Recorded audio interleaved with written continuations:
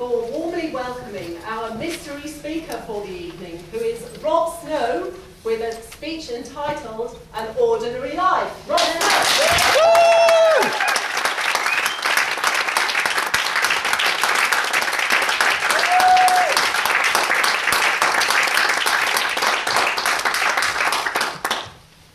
Canary Wolf, I wish my life was exciting and as glamorous as what you guys lead.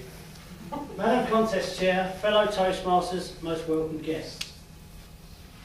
Isn't it funny that we often look at other people's lives and we think, I wish my life was as glamorous and exciting as yours. And we look at our own lives and sometimes they can be very ordinary and very boring. But one thing I've discovered is that those people probably look at your life and think exactly the same thing. So I'm just going to stand up here and tell you about my ordinary life, and hopefully you'll all be awake by the end of it, especially the evaluators. Well, I was born on May the 30th. Doesn't sound a very exciting day. It was actually on my mother's birthday. My mother spent her birthday 25 years ago, 35, 37, 38 next year, so that's where I'm going. But she spent her birthday in hospital giving birth to yours truly. Now, I can't actually think of anything better to do on my birthday. My mother has a very different story to that. Anyway, shortly after my birth, my mother and father decided to separate. Now, the closeness of those two events have actually nothing to do with it. I'm taking no responsibility for that. But after that, it left my mother the difficult role of finding a reliable, responsible, sensible and secure father figure to help raise me and my brother. So she chose a magician and a stage hypnotist called Peter. But I learned a lot from Peter. Look into my eyes, not around my eyes, into my eyes. In a couple of seconds you're all going to do the most amazing evaluations you've ever done. 3, 2, 1, get back in the room. But yes, Peter, he was a fantastic role model, fantastic role model. And growing up with your dad as a magician, I mean, birthday parties were fantastic. You couldn't have the best childhood birthday parties when your dad's a magician. All the children in the class wanted to come to my birthday. At first I thought it was because I was popular, and I lived under this illusion for a number of years until I actually found that it was my father's magic tricks, and that they all wanted to see my dad put my mum's head in a box, put swords through it and make her head disappear. She is alive and well today, I can assure you of that. She does have a slight problem with fluids. She's learning to live with that. But I learned my first success principle from my stepdad Peter. He had a routine whenever he went to do his magic shows. He would disappear upstairs to rehearse. When I say disappear, I don't mean in a literal sense. He was good, but not that good. But he would disappear upstairs to rehearse, and then he would come back downstairs after he packed the car, say goodbye to us kids, and give my mum a kiss goodbye. And it was the same routine every time. My mother would say, "Good luck, Peter." And he would say, "Luck. It's not luck, it's skill."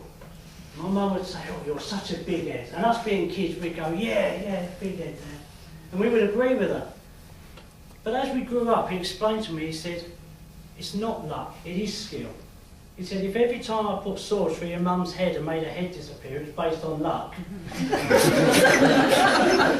He said, "I'd be doing time by now." He said, "I'd practice daily, in and out, hour after hour after hour, perfecting that art, perfecting the tricks, the presentation of the whole thing." He said, "When you work that hard to be that good at something," he said, "that's not luck, that's a skill." Now, I had an older brother as well, and he was also very giving, and he taught me a few lessons as well, and he taught me the art of self-defence. And it wasn't in your usual sense. Older brothers are very giving like that, you know, they're very, very generous. And he actually created this game, if you want to call it, to help us with self-defence. And it was called sleeping bag boxing, and this, I'm convinced, is going to be a famous Toastmaster story before I'm finished.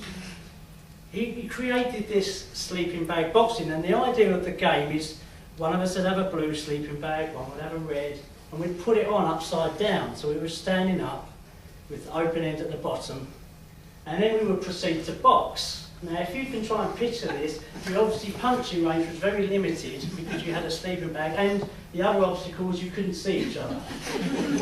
So you would have to wander around the bedroom until you actually made contact, and then you could start fighting. Ladies and gentlemen, I never won one single game of that in my life. I got beaten to bits. I just took every punch you could name. And I grew up for years never understanding how my brother's punches were so accurate and very, very painful. Until last Christmas, the Christmas just gone. Never tell your kids your secrets. There we were at the family party, and my brother's son, who's now 16, come up to us and said, he said, "Uncle Rob," he said, "did you and my dad used to play sleeping bag boxing?" I said, "Yes, we did." He said, "Did you know that when you put your sleeping bag on, my brother used to take his off?" I said, "No, I didn't know that," funny enough. There was me wandering around in his sleeping bag, and he was like Apollo Creed. But as a younger brother, straight away you just straight away take it out of your youngest. Yeah, it was my youngest sister, Pooh. It wasn't her real name. That was we nicknamed her that, bless her. As the days of pre-air-conditioned cars, we used to go out on day trips, and she'd have this big brown fur coat with a big brown hood, and she used to sit in the back eating chocolate. By the end of the journey, from the hot summer, she'd be covered in chocolate, so we nicknamed her Pooh. Bless her, poor girl.